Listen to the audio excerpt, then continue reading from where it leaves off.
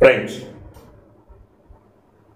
తిరుమల తిరుపతి లడ్డూ వ్యవహారంలో అనేక రాజకీయ కోణాలు, అనేక రకాల సరికొత్త అంశాలు తెర మీదకి వస్తున్నాయి. ఇవన్నీ ఊహాగానాలైనా వీటిలో ఎంతో కొంత నిజం ఉందా ఎవరు నీకు తేల్చాలి. ప్రజలే ఇందులో నిజం ఎంతో తెలుసుకోవాల్సినటువంటి అవసరం ఏర్పడింది. ముఖ్యంగా 10 రోజుల క్రితమే నేను ఒక వీడియోలో చెప్పాను, ఈ మొత్తం వ్యవహారం వెనక బీజేపీ హిడెన్ ఎజెండా ఉంది. బీజేపీ హిడెన్ ఎజెండాని రాష్ట్ర ప్రభుత్వం తూచా తప్పకుండా పాటిస్తోంది. ఏంటి ఆ హిడెన్ ఎజెండా? దక్షిణాది రాష్ట్రాల్లో బీజేపీ తన బలాన్ని పెంచుకోవడం కోసం తాజాగా చేస్తున్న ప్రయత్నాలు. ముఖ్యంగా ఇప్పుడు చూస్తున్నాం, హర్యానాలో కానీ కాశ్మీర్లో కానీ ముందస్తు వచ్చేటువంటి ఎన్నికల ఫలితాలు వాటిని చూసినప్పుడు ఎక్కడా కూడా బీజేపీ గెలిచేటువంటి అవకాశం కనపడలేదు. ఇండియా కూటమికి పూర్తిగా మెజారిటీ వచ్చే అవకాశం ఉందని ఎగ్జిట్ పోల్ దాదాపుగా చెప్తోంది. ఎందుకని ఈ పరిస్థితి ఏర్పడింది? ఉత్తరాదిన మొత్తం కూడా భ్రమలు తొలగిపోయాయా? భ్రమలు తొలగిపోవడం వల్లనే బీజేపీ దక్షిణాది వైపు దృష్టి సారిస్తోందా? దక్షిణాది వైపు మత రాజకీయాలకు ఎక్కడ తావులేదు. మీరు కేరళ కానీ, తమిళనాడు కానీ, ఈవెన్ ఆంధ్రప్రదేశ్, ఎంతో కొంత తెలంగాణ, ఈ రాష్ట్రాల్లో ఎక్కడా కూడా మత రాజకీయాలకు ఎక్కడా తావులేదు. బలమైనటువంటి లౌకిక తత్వాన్ని తరతరాలుగా అనుసరిస్తున్నటువంటి రాష్ట్రాలు ఇవి.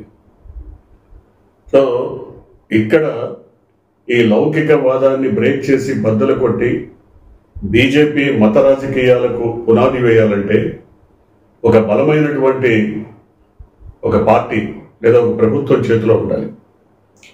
ఆంధ్రప్రదేశ్లో ఇప్పుడు వాళ్ళకి అనుకూలమైనటువంటి ప్రభుత్వం, వాళ్ళ చెప్పు చేతుల్లో ఉన్నటువంటి ప్రభుత్వం ఇప్పుడు నడుస్తుంది. నిజానికి బీజేపీ హిడెన్ ఎజెండాను అమలుపరచడంలో ప్రస్తుత ముఖ్యమంత్రికి కొంత తలనొప్పే ఉండొచ్చు. ఆయన కొంత విసుగు చెంది కూడా ఉండొచ్చు. ఆయన కుమారుడైతే పూర్తిగా విసుగు చెందాడని చెప్తున్నారు. కానీ ఈ హిడెన్ ఎజెండాను అమలుపరచడంలో ముఖ్యమంత్రికి, ఉప ముఖ్యమంత్రికి బాధ్యతలు అప్పగించింది బీజేపీ. సో బీజేపీ ఇచ్చిన స్క్రిప్ట్ని యథాతథంగా చదువుతున్నారు ముఖ్యమంత్రి గాని, ఉప ముఖ్యమంత్రి గాని. దీనికి పూర్వ నేపథ్యం కూడా చాలా ఉంది. కొత్త ప్రభుత్వం ఆంధ్రప్రదేశ్లో అధికారంలోకి వచ్చాక 6 నెలలకు ఒకసారి టీటీడీ నెయ్యికి సంబంధించిన ఈ టెండర్స్ పిలుస్తారు. మార్చి నెల నుంచి ఆగస్టుతో ముగిసినటువంటి అర్ధ సంవత్సరం తర్వాత మళ్ళీ ఆగస్టులో కొత్త టెండర్స్ని పిలిచారు. పిలిచినప్పుడు చాలా సంస్థలు వచ్చాయి. వాటిల్లో ప్రధానంగా ఢిల్లీకి సంబంధించినటువంటి ఆల్ఫా మిల్క్ ఫుడ్స్ అదొకటి, కర్ణాటకకి సంబంధించినటువంటి నందిని మిల్క్ ఫుడ్స్. సో ఈ 2 సంస్థలు పోటీపడి నందిని సంస్థ 470 రూపాయలకి కోట్ చేసింది కిలో. అట్లాగే ఆల్ఫా సంస్థ 520 రూపాయలకు కోట్ చేసింది. 520 రూపాయలకి. ఆగస్టు 7వ తేదీన ఈ టెండర్ జరిగింది. ఆల్ఫా సంస్థ 520, నందిని సంస్థ 475. సహజంగానే నందిని సంస్థ తక్కువకి L1గా వచ్చింది కాబట్టి ఆ సంస్థకి ఇచ్చేయాలి. కానీ ఇక్కడే ఉంది మద్రాబంద. చంద్రబాబు అనేక సందర్భాల్లో జగన్మోహన్ రెడ్డి రివర్స్ టెండరింగ్ అని మళ్ళీ టెండర్స్ పిలిచి అంత గోల్మాల్ చేసి భ్రష్టు పట్టించాడు, నాశనం చేశాడు, ధ్వంసం చేశాడు అని మాట్లాడిన పెద్ద మనిషి టీటీడీకి సంబంధించినటువంటి నెయ్యి కొనుగోలులో రివర్స్ టెండరింగ్కి ఎందుకు పిలిచారు రెండోసారి? అది కూడా 2 రోజుల వ్యవధిలోనే. అంటే 7వ తారీఖు ఫస్ట్ టెండర్ జరిగింది, వివరాలు తెలిసాయి, ఓపెన్ చేసి చూసుకున్నారు. 9వ తారీఖు మళ్ళీ పిలిచారు, 2 రోజుల వ్యవధిలోనే. ఇక్కడ దీని అర్థం ఏంటి? నందిని L1 గా వచ్చినప్పటికీ దానికి ఇవ్వాలని వాళ్ళకి లేదు.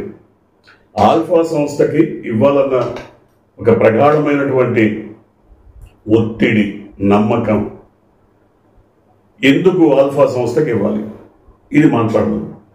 ఈ ఆల్ఫా సంస్థ 9వ తేదీ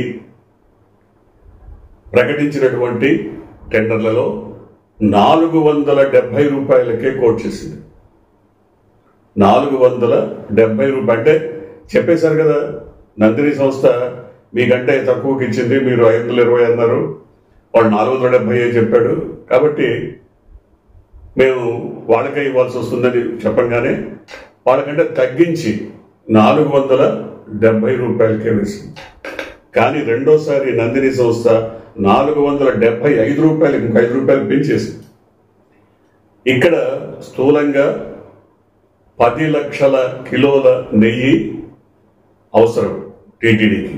దాంట్లో ఎప్పుడైతే 470 కంటే 5 రూపాయలు తగ్గించి ఆల్ఫా సంస్థ వేసిందో వాళ్ళకి 65%, అంటే 6,50,000 కిలోలు, ఒక 35% నందిని సంస్థకి ఇచ్చారు. అసలు ఈ ఆల్ఫా సంస్థ కోసం మళ్ళీ రెండవసారి టెండర్స్ ని ఎందుకు పిలవాల్సి వచ్చింది? ఢిల్లీకి సంబంధించిన ఈ alpha milk products, milk foods కు సంబంధించిన సిఎండి విపిన్ గుప్తా, ఈయన కేంద్ర ప్రభుత్వంలో ఉన్నటువంటి నెంబర్ 2 స్థానంలో ఉన్నటువంటి ఒక మంత్రికి ఈయన సన్నిహితుడు, స్నేహితుడు, హితుడు అని వార్తలు వినపడుతున్నాయి. అవి ఎంతవరకు నిజమో తెలియదు. కానీ ఆ నెంబర్ 2 మంత్రి గారు రాష్ట్ర ప్రభుత్వానికి ఒక ఎజెండా ఫిక్స్ చేశారు. మీరు ఇది మాట్లాడాలి, ఇది చెయ్యాలి, ఈయనకి ఈ టెండర్ ఇవ్వాలి. సో దాని ప్రకారం ఇక్కడ ఆల్ఫా సంస్థకి, ఢిల్లీకి సంబంధించినటువంటి ఆల్ఫా సంస్థకి 65% టెండర్ ఇచ్చేశారు. ఇక్కడ చాలా మంది ఈ మొత్తం వ్యవహారాన్ని వెలికి తీస్తారేమో, అడుగుతారేమో, ఈ గందరగోళం అంట ఏంటని ప్రశ్నిస్తారేమో. అందుకని అంతకు ముందు జరిగినటువంటి టెండర్స్ లో గోల్మాల్ జరిగింది, లేదా వాడు పిలిచినటువంటి ఎవరినైతే ఏఆర్ సంస్థ తమిళనాడుకు సంబంధించింది ఉందో వాళ్ళు దీంట్లో ఏదో కల్తీ చేశారు. ఈ మొత్తం ఒక పథక రచన ఢిల్లీ నుంచే జరిగిందా? దాన్ని స్ట్రిక్ట్ గా ఇంప్లిమెంట్ చేసింది, అమలు చేసింది ఇక్కడి రాష్ట్ర ప్రభుత్వమా? ఎందుకంటే ఈ మొత్తం వ్యవహారాన్ని చూసిన తర్వాత, ఈ మొత్తం వ్యవహారానికి సంబంధించిన వివరాలు చూసిన తర్వాత ఈ రకమైనటువంటి అనుమానాలు రాకమానవు, ఖచ్చితంగా వస్తాయి. అయితే ఢిల్లీ పెద్దలు వాళ్ళ డైరెక్షన్లో ఇక్కడి ప్రభుత్వం ఇబ్బందులను ఎదుర్కొంటున్న పరిస్థితుల్లోనే కేంద్ర ప్రభుత్వం ఏఆర్ సంస్థకు ఒక నోటీస్ ఇచ్చింది. అసలు కేంద్రం కల్పించుకోలేదని అందరూ అనుకుంటున్న పరిస్థితుల్లో కల్పించుకుంది, ఎవరికీ తెలియకుండా. ఏం కల్పించుకుంది? ఏఆర్ సంస్థకు నోటీస్ ఇచ్చి, మీరు ఏదైతే సప్లై చేశారో నెయ్యి, దాంట్లో కల్తీ ఉంది, అందువల్ల కల్తీ నెయ్యిని మీరు సరఫరా చేసినందువల్ల మీ లైసెన్సును ఎందుకు రద్దు చేయకూడదు అంటూ వాళ్ళు కేంద్ర ప్రభుత్వం ఏఆర్ ఫుడ్స్ కి నోటీస్ ఇచ్చింది. ఏఆర్ ఫుడ్స్ దాన్ని చెన్నై కోర్టులో సవాల్ చేసింది. ఇప్పుడు చెన్నై కోర్టు ఏం చేసింది? కేంద్ర ప్రభుత్వానికి నోటీస్ ఇచ్చింది. కింగ్స్ ల్యాబొరేటరీ అనేది తమిళనాడు రాష్ట్ర ప్రభుత్వ పరిధిలో నడుస్తున్నటువంటి సంస్థ. అది ఏఆర్ సంస్థను సర్టిఫై చేసింది. ఇందులో ఇంప్యూరిటీస్ ఏమీ లేవు, కల్తీ లేదు, అడల్టరేషన్ లేదు, స్వచ్ఛమైన ప్యూర్ నెయ్యి అని. ఇదిగో సర్టిఫికెట్. ఈ సర్టిఫికెట్ని మీకు ఇచ్చినా, మీరు చూసినా మళ్ళీ ఎందుకు ఇలాంటి నోటీస్ సర్వ్ చేశారు ఏఆర్ సంస్థ కంటూ తమిళనాడుకు చెందినటువంటి కోర్టు కేంద్ర ప్రభుత్వానికి నోటీస్ ఇచ్చింది. తెర వెనక ఇదంతా తతంగం జరుగుతోంది. కానీ కేంద్ర ప్రభుత్వం ఎందుకు కల్పించుకుంది? కేంద్ర ప్రభుత్వం ఈ రకమైన నోటీస్ ఎందుకు ఇచ్చింది? కేంద్ర ప్రభుత్వాన్ని ఎవరైనా అడిగారా? లేదా ఇక్కడి నుంచి ఏదైనా లేఖలు వెళ్ళాయా? లేదా అక్కడే నెంబర్ 2గా ఉన్నటువంటి మరి ప్రముఖ నేత కల్పించుకొని ఈ రకమైన నోటీస్ ఇచ్చారా? మొత్తం మీద చూస్తే ఈ కల్తీ నెయ్యి వ్యవహారానికి తెర వెనుక చాలా పెద్ద తతంగం భాగవతం ఉంది. లేనప్పుడు ఇంత రచ్చ రగడ జరగదు. హిడెన్ ఎజెండాలో భాగంగా సంఘ పరివార్ లేదా ఆర్ఎస్ఎస్ ఏదైతే స్క్రిప్ట్ రాసి ఇచ్చిందో దాన్ని యథాతథంగా డిప్యూటీ ముఖ్యమంత్రి తిరుమల వెంకన్న సాక్షిగా తిరుపతిలో వెల్లడించారు. అది ఆయన వర్డింగ్ కాదు, ఆయనకు సంబంధించినటువంటి మాటలు కాదు. పూర్తిగా వేదిక పైన కూడా ఆయన చుట్టూ ఉన్నటువంటి వ్యక్తులు, శక్తులు అన్నీ కూడా బీజేపీ, సంఘ పరివార్, హిందూ ధార్మిక సంస్థలకు సంబంధించిన వాళ్ళు. అంటే ఖచ్చితంగా ముఖ్యమంత్రికి, ఉప ముఖ్యమంత్రికి ఒక ఎజెండాను ఫిక్స్ చేసింది, నిర్దేశించింది బీజేపీ. బీజేపీ ఎంతగా ఎందుకు తాపత్రయపడుతోంది అంటే ఉత్తరాదిన వాళ్ళని నమ్మే పరిస్థితి లేదు. ఉత్తరాదిన ఖచ్చితంగా ఓటమి దిశగా పయనిస్తున్నటువంటి పరిస్థితి. ఉత్తరాదిన బీజేపీ పునాదులు కదిలిపోతున్నాయి. దక్షిణాదిన కాలు పెట్టాలంటే ఆంధ్రప్రదేశ్ రాష్ట్రం ప్రధానమైనటువంటి పునాదిగా ఉపయోగపడాలి. అక్కడ వారు చెప్పినట్టు వినే ప్రభుత్వం ఉంది కాబట్టి తెలంగాణలోనూ లేదు, తమిళనాడులోనూ లేదు, కేరళలోనూ లేదు. కానీ కేవలం ఒక ఆంధ్రప్రదేశ్లో మాత్రమే బీజేపీ అంతర్భాగంగా ఉన్నటువంటి ప్రభుత్వం ఉంది కాబట్టి అక్కడ బీజేపీ పథక రచన యథాతథంగా కొనసాగుతోంది.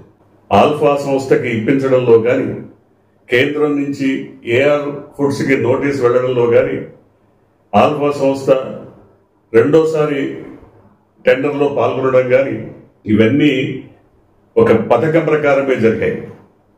సహజంగా టెండర్ రానప్పుడు వారు రెండోసారి వేయకపోవచ్చు, రెండోసారి రాకపోవచ్చు, ఇతరత్ర ప్రయత్నాలు చేయొచ్చు. కానీ 5 రూపాయలు మాత్రమే తగ్గించి, కేవలం 5 రూపాయలు మాత్రమే తగ్గించి ఆ సంస్థ వేయడం ఏంటి? 5 రూపాయలు పెంచి, ఓన్లీ 5 రూపీస్ పెంచి నందిని సంస్థ వేయడం ఏంటి?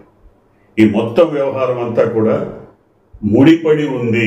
ఇదంతా ఎప్పుడు జరిగింది? ఆగస్టు, సెప్టెంబర్ మాసాల్లో జరిగింది.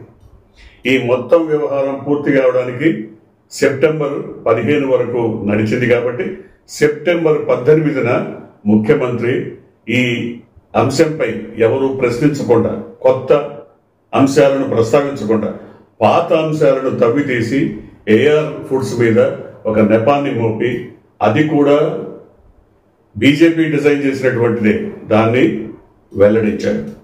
కానీ ఇంత రచ్చ జరుగుతుంది, ఇంత రగడ జరుగుతుంది, దీన్ని ఇంత సీరియస్గా సుప్రీంకోర్టు పరిగణిస్తుంది అని ఆయన భావించుండకపోవచ్చు.